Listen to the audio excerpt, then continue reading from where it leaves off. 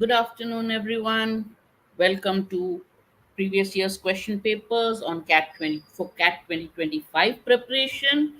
This you are on CL's channel for MBA aspirants on YouTube. Let me just quickly uh, set up your chat on my phone, and then let me know if you can see me and hear me clearly, and we can start the session. All right. Okay.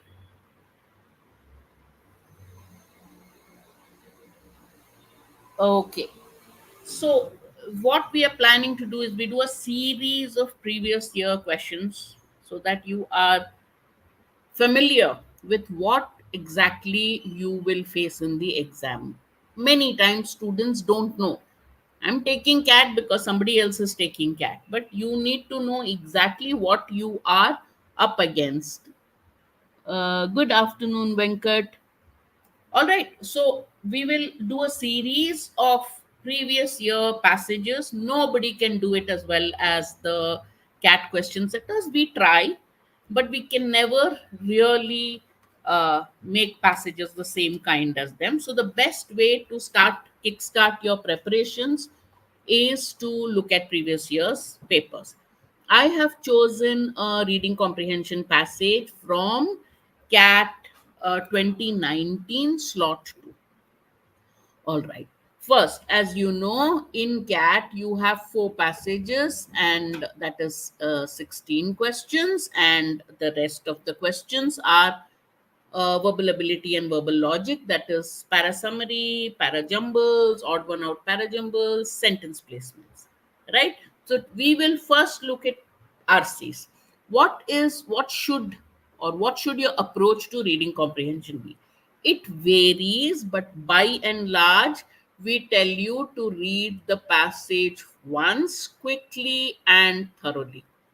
Okay, not so fast that you don't understand anything, not so slow that you spend all the time reading only one passage. Quickly and thoroughly, and as you read, process whatever you can. All right. Hello, Hemant. So suppose there's a sentence which says that pollution or plastic, single-use plastic, is seen as the largest cause of pollution, and people are blamed for it, but actually it is the companies that make single-use plastics who the government should be targeting. So first paragraph, you tell yourself it's about pollution, people versus companies. Just summarize it so that by the time you finish reading the passage in about 3.5 minutes to 4 minutes, you will have an idea of the main point, roughly the tone, if not exact words, at least you know if it's positive, negative, or neutral. All right. Then you can read the questions, and certain questions like main point questions, they are called global questions. They don't need require you to refer to the passage again to see where the answer is. There will be direct and indirect questions based on a fact given in the passage. Then you need to go back to the passage and refer to it. All right. Are you ready to start, Venkat, Hemant, and others? All right, let's start. I will give you a minute per slide, which is a little more than you actually would spend in CAT, but these are early days. So spend a minute reading this. Even a minute and a half is fine, and then I'll take you to the next slide. I'll summarize it for you, but I want you to read on your own and have your summary in mind. Your time starts now. Just start reading the passage.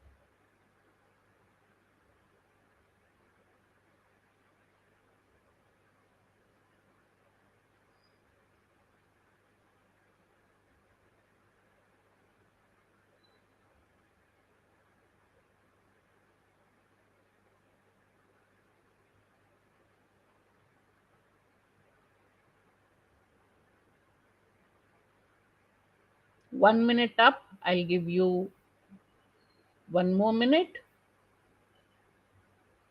If you're done, please write done in the chat box.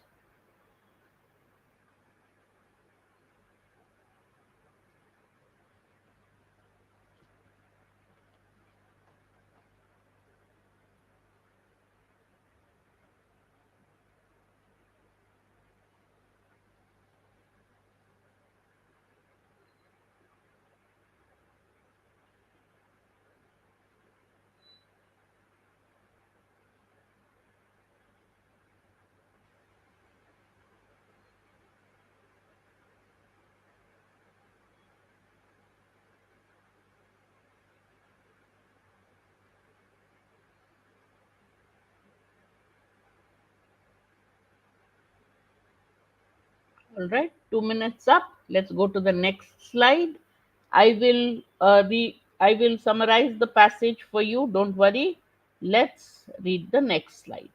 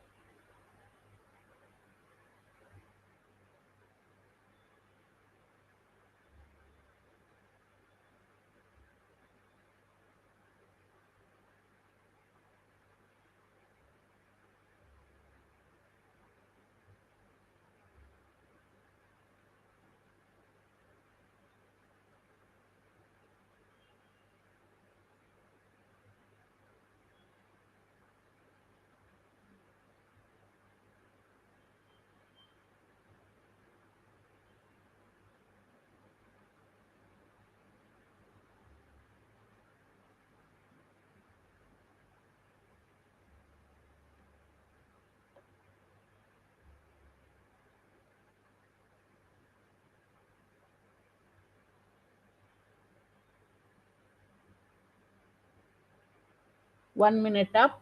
I'll give you one more minute.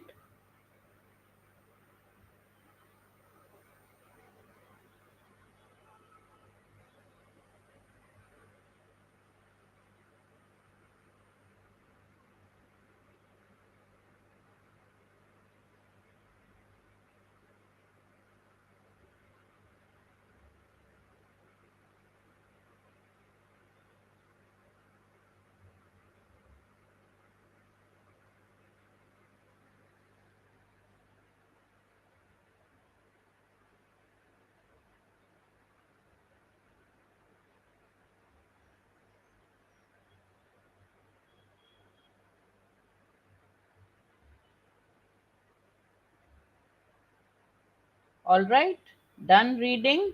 Let's just quickly go back and read the passage again. When you're reading the passage, you quickly read, I'll read it and then summarize it for you. Which in the exam, you are doing it in one shot. Here, we are getting a chance to do it in two rounds, so you'll obviously remember it more. The magic of squatter cities is that they have improved steadily and gradually by their residents. He says squatter cities are improved by their residents. To a planner's eye, the cities look chaotic. Squatter cities, in other words, are slums, but we're not using the word. To a planner's eye, these cities look chaotic. I trained as a biologist. To my eye, they look organic, natural. Squatter cities are also unexpectedly green. They have maximum density, 1 million people per square mile in some areas in Mumbai, and have minimum energy and material use. People get around by foot, bicycle, rickshaw, or the universal shared taxi. Not everything, here he has used the synonym, not everything is efficient in the slums, though. So, this, according to the author, slums are improved by the residents. To the author, they look very natural, they are green, they have minimum energy and material use, and then he talks of the modes of transportation and squatter cities. Next, not everything is efficient. In Brazil, electricity is wasted, but in most slums, recycling is literally a way of life. Dharavi has 400 recycling units, 30,000 rag pickers, 6,000 tons of rubbish are sorted every day. In 2007, the Economist reported Vietnam and Mozambique where gleaners sift the sweeping. So they glean or select the useful things. So just as Mozambique children pick over the rubbish of Maputo's main tip. So in every big city in Asia and Latin America, you have people sifting rubbish, taking whatever is useful, and therefore every city in Asia and Latin America has an industry based on gathering up old cardboard boxes. So from rubbish they try to salvage whatever they can, and cardboard boxes, old cardboard boxes, literally an industry. So this first part is all about how squatter cities are green, efficient, uh, wastage is minimum, recycling is done. Then he says in 1985 Calthorpe made a statement that still jars with most people, that it irritates most people. The city is the most environmentally benign form of human settlement. Now, this is exactly the opposite of what we expect, right?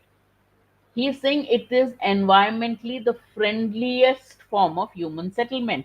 Each city dweller consumes less land, less energy, less water, and produces less pollution than his counterparts in settlements of lower density.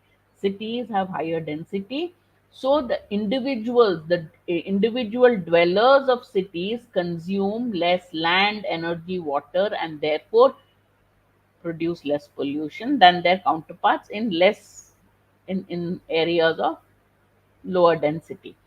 Green Manhattan was the inflammatory title of a 2004 New York article by David Owen. So there was an author, David Owen, who called it Green Manhattan.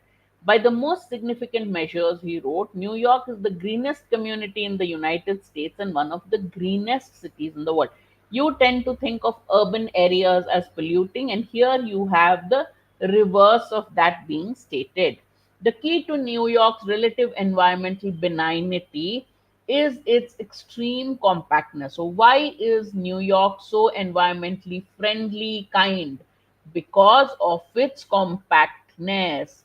Placing 1.5 million people on a 23 square mile uh, island sharply reduces their opportunities to be wasteful. You have so many people in such less land, obviously, they cannot be wasteful. He went on to note that this very compactness forces people to live in the most energy efficient apartment buildings. So why does he call New York the greenest city? Because it's compact, and because it is compact, people live in energy efficient buildings. Urban density allows half of humanity to live on 2.8% of the land. Consider just the infrastructure efficiencies. Because of compactness, because the density of population, the author says the infrastructure is used to the maximum, so its efficacy is improved. Infrastructure efficiencies are maximum.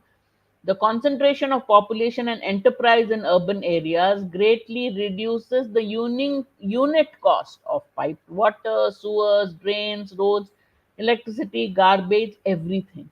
You are serving more people in a small area. And so everything becomes, the unit cost of everything comes down.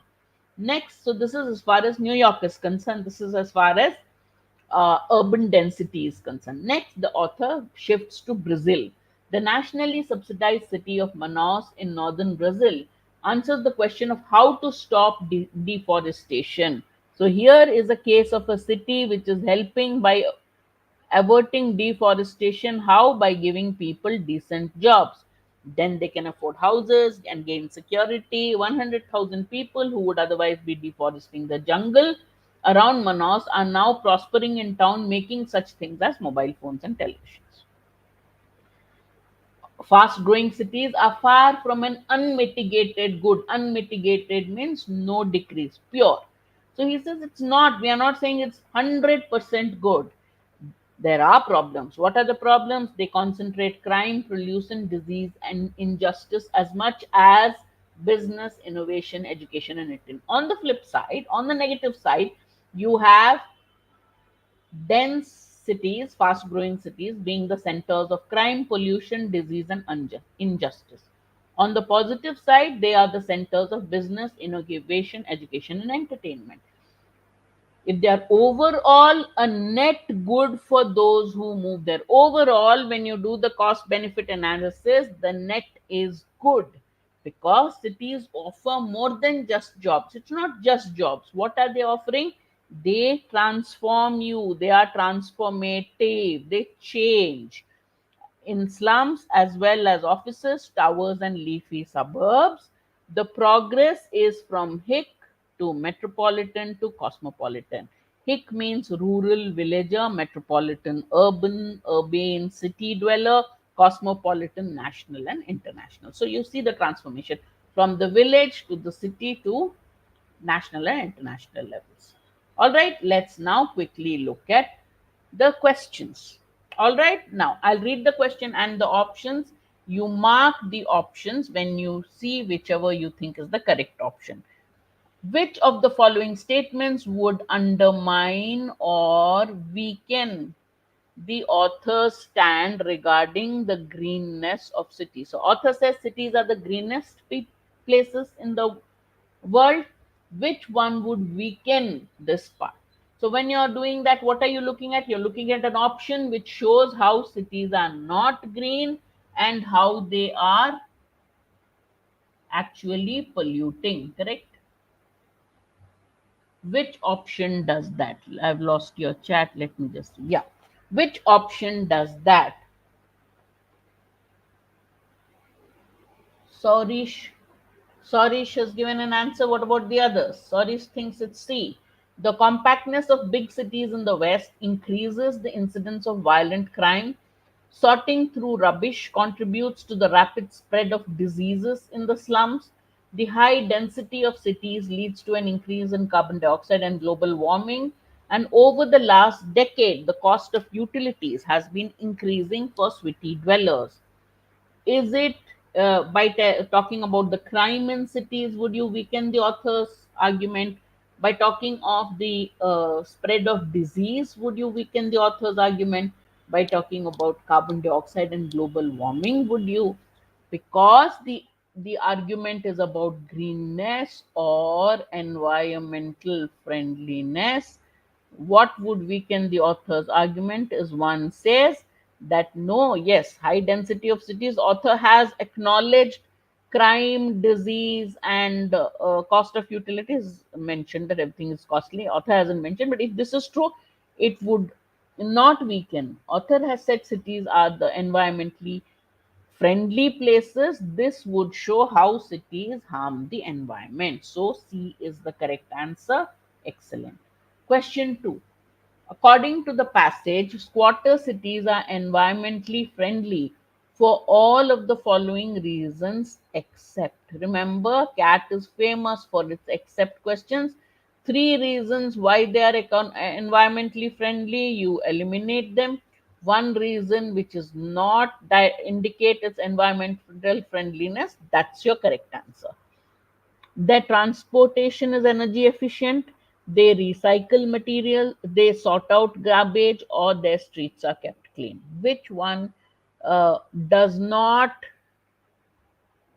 which one has not been stated by the author to show that squatter cities are environmentally friendly? Quick, A, B, C, or D? Has the author mentioned transportation? He said, right? They go around in bicycles, cycle rickshaws, shared taxis. So, yes, this is an environmentally friendly move. They recycle material. He gives the example of Dharavi, Vietnam, all those. They sort out garbage. Their streets are kept clean has not been mentioned. That's why that is the correct answer, D. Again, Sorish got it first. Thank you. We can infer that Calthorpe's statement still jars with most people because most people, whenever you get a quote from the passage, even if you know the answer, quickly look at the answer options if you want to, then go back to the passage to see where this has been mentioned. Regard cities as places of disease and crime, don't consider cities to be eco friendly, don't regard cities as good places to live in, or consider cities to be very crowded and polluted. Okay.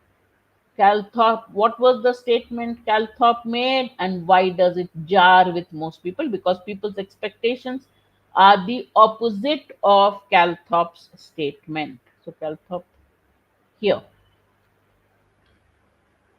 in his 1985 article, Calthorpe made a statement that still jars with most people. The city is the most environmentally benign form of human settlement. All right, this is Calthorpe's statement. It is the most environmentally friendly form of human settlement. Why do people get upset when they read this? Why does it jar most people? What's the correct answer? Because most people regard cities to be places of disease and crime, don't consider cities to be economically friendly, ecologically friendly places, not economic, ecologically. Don't regard cities as good places to live in, or consider cities to be very crowded and polluted. Why? Because he calls it the most environmentally or ecologically friendly place. It jars because people do not agree with him. Right? Therefore, B is the correct answer. Excellent.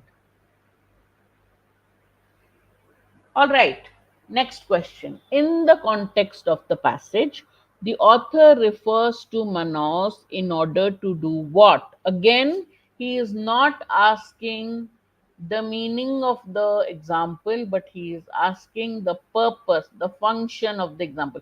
Why has the author mentioned this place? Correct? To describe how urban areas help the environment, to describe the infrastructure efficiencies of living in a city, explain where cities source their labor for factories, or promote cities as employment hubs for people. Do not ever mark these answers without referring to the passage. Let's go back to where he has mentioned Manaus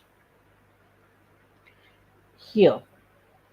The nationally subsidized city of Manaus in North Brazil answers the question of how to stop deforestation, give people decent jobs. So, Manaus has been given as an example of how cities can stop deforestation, therefore, how cities can help the environment. Correct? So, what would be the correct answer? Which option would be the correct answer? A, B, C, or D?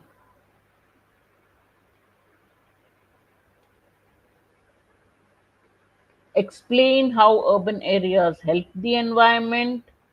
Stop deforestation is helping the environment. So, Manaus has been given as an example of how urban areas can stop deforestation, in other words, help the environment.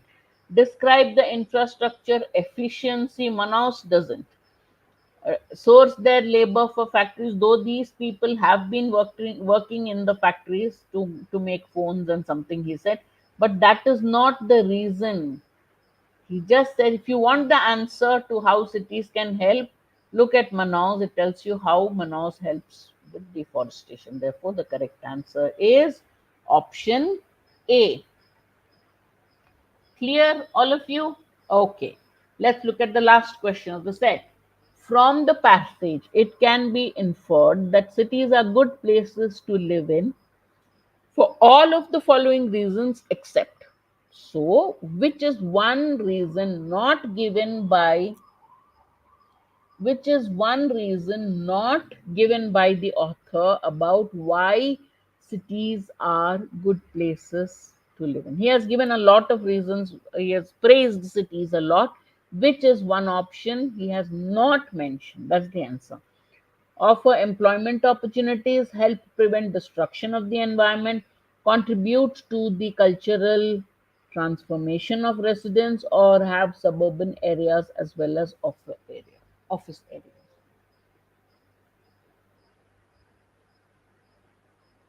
What is the right answer? A, B, C, or D? cities are good places to live in. Author has mentioned they are not just good places to live in only because they give you jobs. So jobs are one reason. Destruction of the environment, the example of Manos, and the fact that he says greenest places, you save money, save unit cost is mentioned. Contribute to cultural transformation of residents has been given where in the last paragraph. They are transformative. They are a net good for those. So he says they are centers of business, innovation, education, entertainment. They are a net good for those who move here. They not just offer you jobs. Of course, they offer you jobs, but not just jobs. What else do? They are transformative. You change when you go to a city. You transforms you from hick to metropolitan to cosmopolitan. Your broad look, your outlook broadens, right? So contribute to the cultural transformation of citizen. Yes, transformative from hick to metropolitan to cosmopolitan. Therefore, this. Now, did he say this? They are good to live because cities have suburban areas as well as office areas. No. Therefore, the correct answer is option D. Clear, all of you? Everyone? So, every week we will be doing one passage from a past year question paper. All right? Uh, that will be a start to our RC preparations for CAT 2025. Slowly, we will move to other passages. All right? Any questions? Any doubts?